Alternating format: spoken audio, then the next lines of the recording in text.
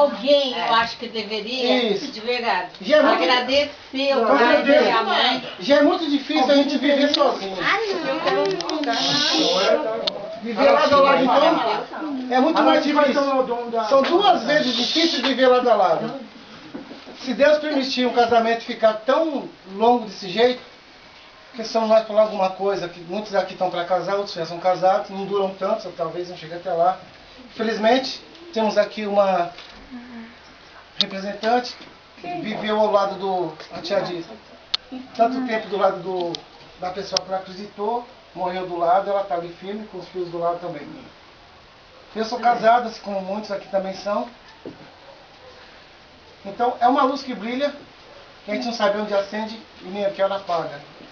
Isso chama vida. Se Jeová fez isso nos nossos caminhos para que isso brilhasse, então sejamos nós, a não ser aqueles que apagam, que dure para sempre o amor de vocês. Obrigado. Hoje tem vucu-vucu.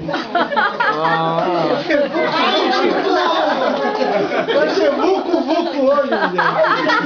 Ai, Thiago. Amor bonito, Chico.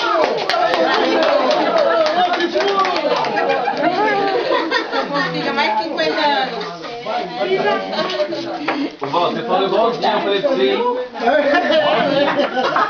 Decorou o que eu falei pra ele. Decorou, hein? Vem os dois. Vem os dois aqui. Sai daí. Que é? Pega aqui, aqui, ó. Tira a foto da mão dos dois.